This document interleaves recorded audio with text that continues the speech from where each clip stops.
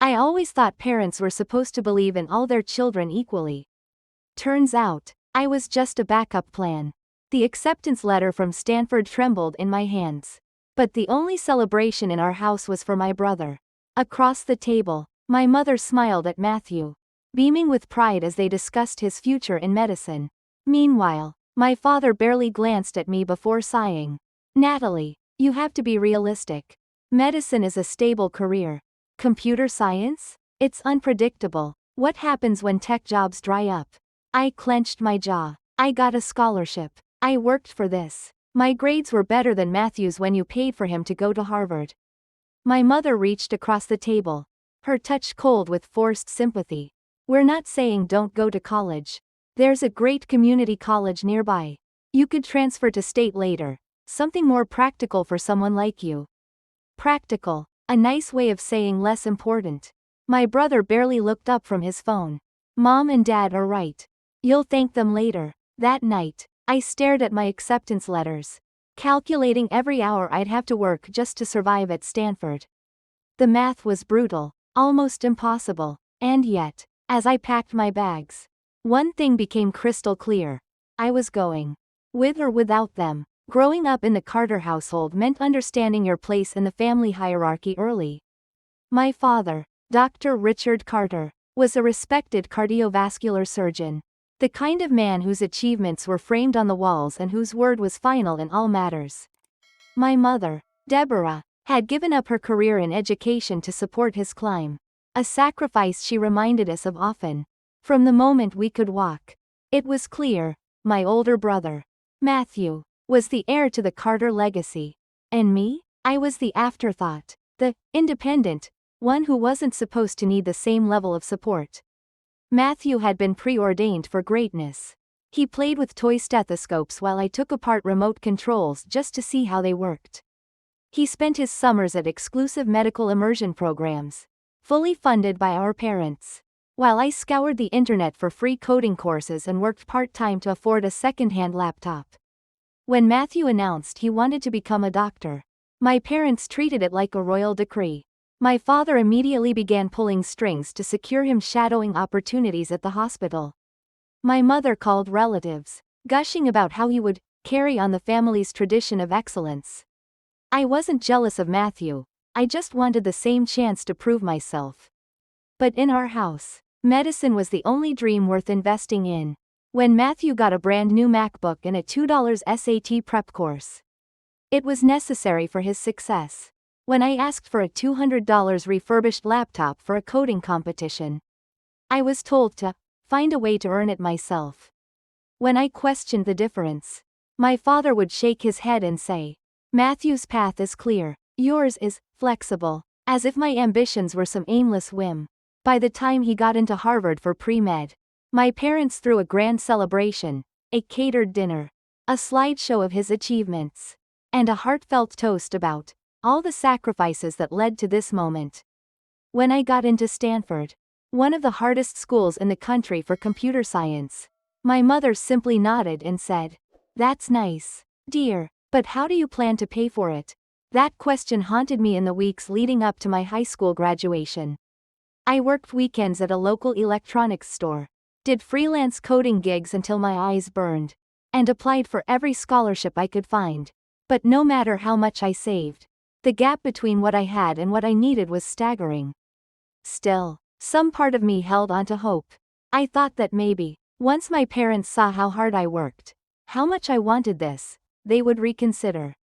Maybe they'd recognize that I was just as worthy of their belief as Matthew.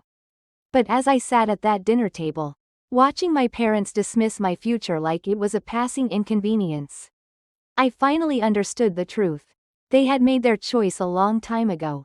And it wasn't me. The silence at the dinner table stretched between us, thick and unyielding. My mother sipped her tea as if the conversation was already settled, while my father tapped his fingers against the table, avoiding my gaze. My hands clenched around the Stanford acceptance letter, the edges crumpling under the weight of my frustration.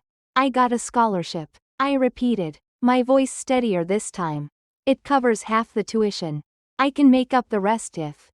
My father let out a slow sigh, finally looking at me. "Natalie, It's not about your grades or your determination. It's about practicality. Medical school is expensive, and we've already committed to supporting Matthew. We can't afford to fund two educations. Especially when your field is uncertain. Uncertain? I scoffed, my heartbeat drumming in my ears. Tech is one of the fastest growing industries in the world. You think hospitals don't run on software? You think medicine even functions without technology? Sweetheart, my mother interjected, her voice soft but firm. We're not saying you don't have talent. We're saying there are safer, more stable paths for someone like you. Community college is a great option. You could live at home, save money, and transfer to state after 2 years. I stared at her, my stomach twisting. So, let me get this straight. You were willing to pay for Matthew's 4 years at Harvard, plus medical school, no questions asked. But when it comes to me, I should settle? Take the affordable route? My brother finally looked up from his phone, a smirk tugging at the corner of his lips. Mom and Dad are just looking out for you. Nat, you'll thank them later. Medicine was always the better choice anyway. That did it. I pushed back my chair and stood, my pulse pounding so hard I could hear it. I wanted to scream, to demand an answer, to force them to see the injustice of it all. But the truth was right there in their faces, calm, resolute, unwavering. They had already decided. They had decided years ago. I was on my own. That night, I locked myself in my room and spread out every acceptance letter on my bed.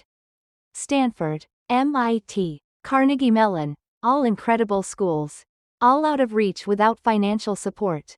My hands shook as I calculated the costs, cross-referencing with the amount in my savings account. I ran the numbers again and again. But the math never changed. I would need to work at least 60 hours a week while taking a full course load just to scrape by.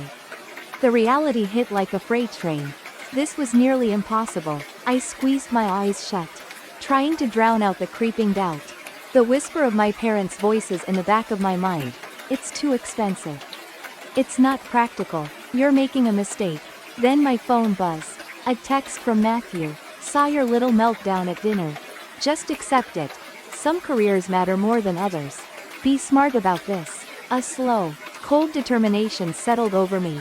I wasn't giving up. If I had to work twice as hard. If I had to scrape together every dollar. If I had to prove to the entire world that my dreams mattered just as much as Matthew's. Then so be it. I would go to Stanford. I would make it work. And I would never let my parents, or anyone else, decide my worth for me. The next morning, I found my father in his study, balancing his checkbook with the same meticulous precision he applied to everything in life. Without looking up, he slid an envelope across the desk toward me. A little something to help with expenses. I opened it, my stomach turning. A check for $500. Less than 1% of what they had spent on Matthew's SAT prep alone. I swallowed the lump in my throat, nodded, and tucked it into my pocket. I had my answer. Later that night, as I passed the kitchen, I overheard my parents talking. I still think we should have given her more. My mother murmured, "We've been over this, Deb." My father replied, his voice flat, "We're already stretching ourselves with Matthew's tuition. Natalie made her choice. She knows we can't support it. And honestly, she'll probably drop out and come home before the year is over. Tech doesn't have the same guarantees."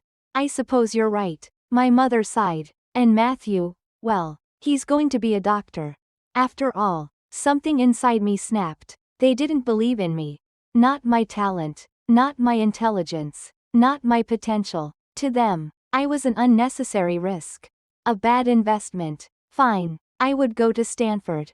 I would succeed. And one day, I would make them regret ever doubting me. But first, I had to survive. Before I tell you what happened next, the moment that made an entire press conference fall into stunned silence, I want to hear from you. Have you ever had to fight for something you believed in? Let me know in the comments.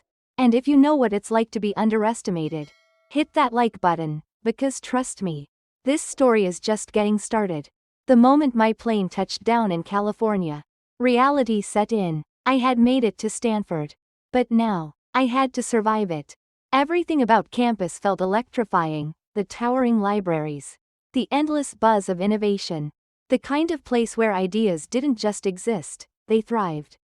But unlike my peers, who arrived with parents dropping them off in Teslas and SUVs packed with designer dorm essentials, I stepped off a public shuttle with nothing but a worn-out suitcase and the weight of knowing I was alone in this. No safety net, no fallback plan, no parents wiring me, just in case, money. The first few weeks were brutal. Between classes, I juggled 3 part-time jobs. Early mornings at a coffee shop, afternoons at the university IT help desk, and late nights freelancing as a web developer.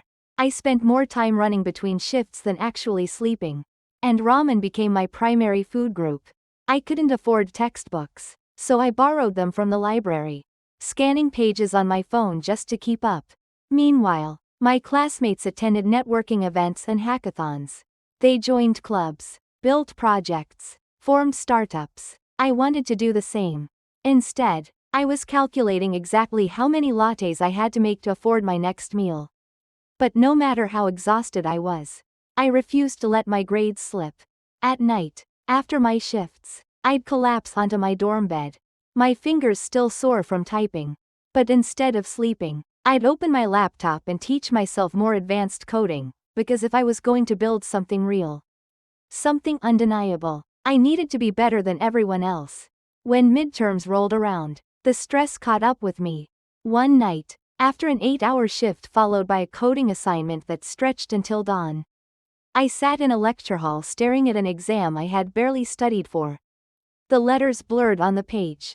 My head throbbed, and for the first time, I wondered, was my father right? Was this impossible? I forced myself to push through the exam, my stomach empty, my brain fogged from exhaustion. When I turned in my paper, I knew I hadn't done my best. A week later, when I checked my score, I braced myself for disappointment. But when I saw the grade, a 97, something inside me shifted. I wasn't failing. I wasn't drowning. I was winning. Winter break arrived, and campus emptied out. My roommates packed up for their ski trips and family vacations. I didn't even have the money for a bus ticket home. I spent Christmas alone in my dorm, eating a gas station sandwich and watching pre-recorded holiday specials. That night, I called home, knowing what to expect. "Merry Christmas, sweetheart." My mother's voice crackled over the phone. "We miss you." In the background, I could hear laughter, music, the familiar hum of a family gathering I wasn't part of. "We miss you too, Nat," my father added. "Matthew just finished his first semester, straight A's. His professors say he has exceptional potential." I waited for them to ask about me, my classes, my grades. They didn't, so I told them anyway. I made the dean's list. "That's nice, dear," my mother said, her voice casual, as if I had just told her I found a good deal on groceries. "But have you thought more about transferring? You could live at home. Save money." I stared at the wall. I was working myself to the bone. I was succeeding despite everything. And they still thought my success was temporary. A detour before I came to my senses. For the first time, I felt something stronger than frustration. Stronger than exhaustion. It was resolve. I wasn't just going to survive Stanford. I was going to own it. Sophomore year at Stanford marked a turning point. But it wasn't luck, it was opportunity meeting relentless effort. Every day had been a battle just to stay afloat. But everything shifted when I met Professor James Holloway. I had heard of him before, one of the top AI researchers in the country. A man whose name carried weight in the tech world. I never imagined he would notice me, let alone offer me a chance to work alongside him. But one afternoon, while fixing his laptop at the university IT help desk, he recognized my name. "You're the student who optimized the university's database last semester, right?" he asked, studying me. I nodded, unsure of where this was going. Then, with a simple gesture, he flipped my entire future on its head. "Come by my office tomorrow. I want to talk." The next day, I sat across from him as he scrolled through my portfolio of independent coding projects, the silence stretching long enough to make me nervous. Finally, he looked up and said, "You've got talent, Carter, and resilience. You ever consider doing research?" My pulse jumped. "I'd love to," I admitted, "but I work 3 jobs just to afford school." He leaned back in his chair, thoughtful. Then, with a casual wave of his hand, he made a decision that changed my life. Quit 2 of them. I'm offering you a paid research position. You'll make triple what you earn at the coffee shop. I didn't hesitate. I quit my barista job the next day. For the first time since coming to Stanford, I wasn't just surviving, I was thriving. The research position gave me access to cutting-edge projects, industry mentors, and an entirely new world of possibility. I was no longer on the outside looking in. I was inside, working alongside some of the brightest minds in AI. A few months in, I presented some of my algorithm optimizations at a department meeting, expecting nothing more than a nod of approval.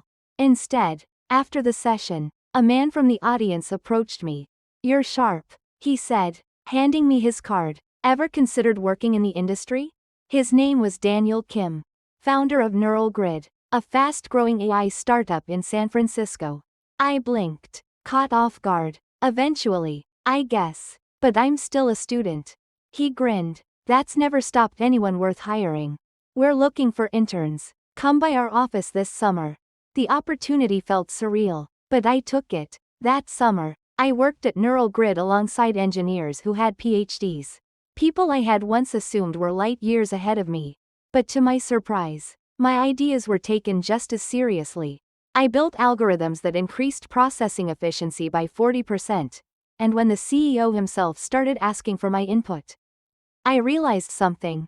I belonged here. By the end of the summer, Daniel pulled me aside, his expression unreadable. "Stay in touch, Carter. You're going places." For the first time, I started to believe it. But back home, my parents still didn't. When I called them to share the news, their reaction was painfully indifferent. "That's nice," my mother said. "But does that job have stability?" My father's voice followed with something even worse. "Matthew just secured a prestigious hospital internship," he said with pride. "This practically guarantees his residency position." And there it was again. The comparison, the unspoken truth. In their eyes, his path was real, mine was temporary. That night, lying in my dorm, staring at the ceiling, something clicked. I had spent my entire life chasing their approval, trying to prove my worth, waiting for them to finally see me. But maybe I didn't need it anymore. Because for the first time in my life, I had something better. I had proof. By junior year, everything had changed. The moment I stopped seeking validation from my parents, I started moving faster, focused, driven, unstoppable. I wasn't just surviving Stanford anymore, I was making my mark. Professor Holloway's research project led me to breakthroughs in AI-driven logistics. And my work at Neural Grid had given me industry exposure. But I wasn't satisfied with just being a promising student or a talented intern.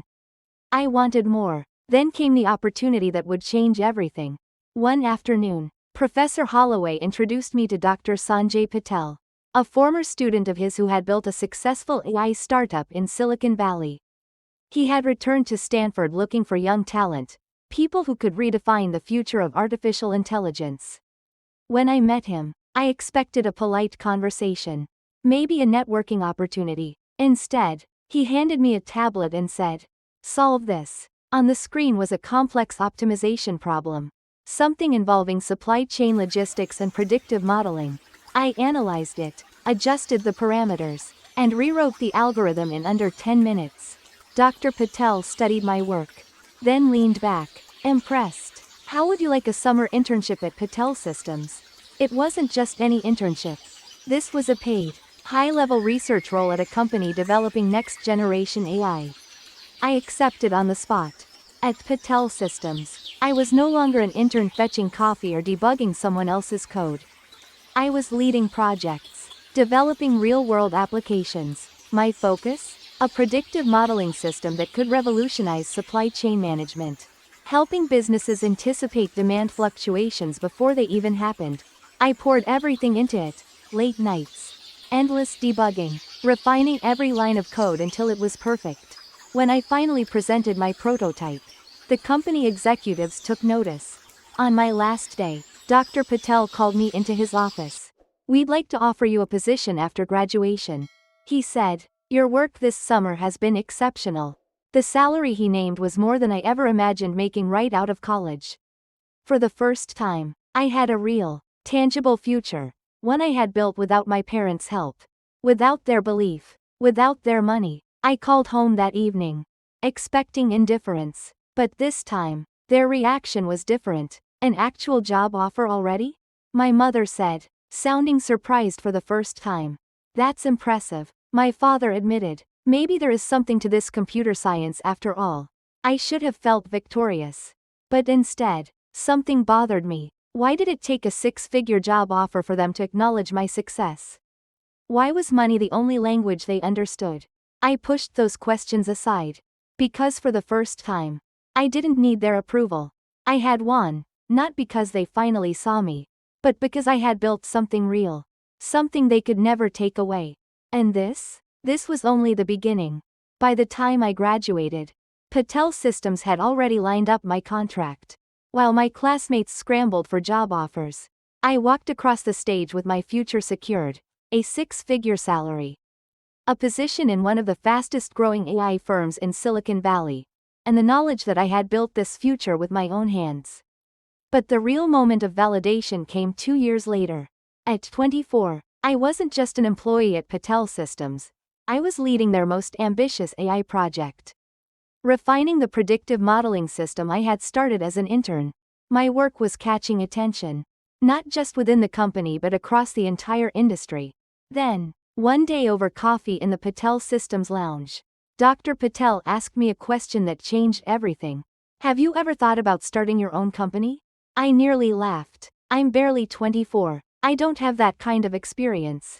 He smiled knowingly. Experience is overrated. Your algorithms are outperforming systems built by companies with 20 times our budget. You have something valuable, Carter. Investors would listen. That conversation planted a seed. One that grew fast. Over the next few months, I met with mentors, studied market gaps, and realized something huge. My AI system had potential far beyond Patel Systems. I took the leap. I left my job, put together a team of engineers, and founded Quantum Flow AI, a startup dedicated to revolutionizing logistics and supply chain efficiency. The first year was brutal, sleepless nights, investor rejections, non-stop coding, but with every setback, I pushed harder, and then, we broke through. By the second year, Quantum Flow AI had secured 3 major corporate clients. By the third, we closed a $50 million Series B funding round. My face was suddenly in industry magazines. My name spoken in boardrooms where I had once been invisible. Then one morning, my assistant walked into my office with a knowing smile. Your parents are in the lobby. I wasn't surprised. They had seen the article. The Wall Street Journal had just published a feature on me, the woman disrupting global logistics with AI, and now, suddenly, they wanted to talk. I took a breath, stood up, and walked out to meet them. This was the moment I had waited for my entire life. And this time, I wasn't the one seeking approval. They were. My parents stood in the lobby of my company, looking around as if trying to make sense of how I had gotten here. My father adjusted his tie. My mother smoothed out imaginary wrinkles in her blouse, nervous. Maybe for the first time in their lives when it came to me. I led them into my office. A corner suite with floor-to-ceiling windows overlooking San Francisco. The kind of space that executives twice my age fought for. My mother's eyes scanned the awards on the wall. The framed headlines that declared Quantum Flow AI a rising tech giant. My father cleared his throat, clutching a copy of the Wall Street Journal with my name on the front page. We saw the article. He began. 50 million in funding. That's impressive. I leaned back in my chair, waiting. We were thinking. My mother chimed in, her voice careful. With how successful you've become, perhaps it's time we discuss family investments. And there it was. For years, my dreams weren't worth their money. My success wasn't worth their belief. But now that I had built something undeniable, suddenly, they wanted a stake in it. I stood and walked to a framed display on the wall. Let me show you something. They followed as I led them down a hallway showcasing Quantum Flow's history, a timeline of my journey. The first frame held my Stanford acceptance letter, right next to a cup of ramen noodles preserved in resin. This is where it started. I said, glancing at them. 3 jobs, 4 hours of sleep a night, instant noodles for dinner, all because my path wasn't worth the investment. We moved to the next display. A rejected loan application. My first patent. An early rejection email from an investor who now begged for a meeting. At the very end, I stopped in front of the final frame. A plaque read, Quantum Flow AI Foundation. Providing full scholarships for women in STEM who lack family support. I turned to them, smiling. I don't need family investors. But these students? They need someone to believe in them. My father's face paled. My mother opened her mouth. Then closed it. We were just trying to do what was best.